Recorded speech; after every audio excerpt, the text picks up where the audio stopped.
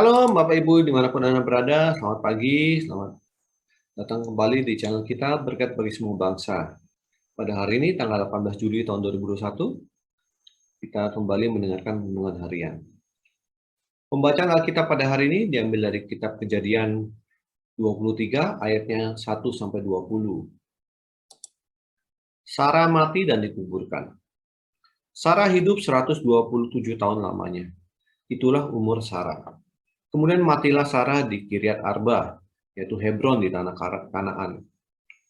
Lalu Abraham datang meratapi dan menangisinya. Sesudah itu Abraham bangkit dan meninggalkan istrinya yang mati itu. Lalu berkata kepada Bani Het, "Aku ini orang asing dan pendatang di antara kamu.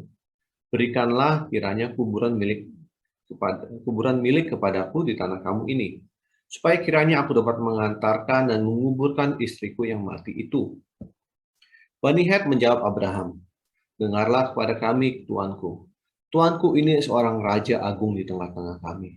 Jadi kuburkanlah istrimu yang mati itu dalam kuburan kami yang terpilih. Tidak akan ada seorang pun dari kami yang menolak menyediakan kuburannya bagimu untuk menguburkan istrimu yang mati itu." Kemudian bangunlah Abraham lalu sujud kepada Bani Het, penduduk negeri itu, serta berkata kepada mereka, "Jika kamu setuju bahwa aku mengantarkan dan menguburkan istriku yang mati itu, maka dengarkanlah aku dan tolonglah mintakan dengan sangat kepada Efron bin Sohar, supaya ia memberikan kepadaku gua Makpela miliknya itu, yang terletak di ujung ladangnya. Baiklah itu diberikannya kepadaku dengan harga penuh untuk menjadi kuburan milikku di tengah-tengah kamu." Pada waktu itu Efron hadir di tengah-tengah Bani Het. Maka jawab Efron orang Het itu kepada Abraham dengan didengar oleh orang Bani Het, oleh semua orang yang datang di pintu gerbang kota. "Tidak, tuanku, dengarkanlah aku. Ladang itu kuberikan kepadamu dan gua di sana pun kuberikan kepadamu. Di depan mata orang-orang sebangsaku kuberikan itu kepadamu. Kuburkanlah istrimu yang mati itu." Lalu sujudlah Abraham di depan penduduk negeri itu serta berkata kepada Efron dengan didengar oleh mereka, "Sesungguhnya jika engkau suka, dengarkanlah aku. Aku membayar harga ladang itu, terimalah itu daripadaku, supaya aku dapat menguburkan istriku yang mati itu di sana." Jawab Efron kepada Abraham, "Tuanku, dengarkanlah aku. Sebidang tanah dengan harga 400 shikal perak, apa artinya itu bagi kita? Kuburkan sajalah istrimu yang mati itu." Lalu Abraham menerima usul Efron, maka ditimbangnyalah perak untuk Efron sebanyak yang dimintanya dengan didengar oleh Bani Het itu. 400 shikal perak seperti yang berlaku di antara para saudagar. Demikianlah ladang Efron yang letaknya di Makpela di sebelah timur Mamre.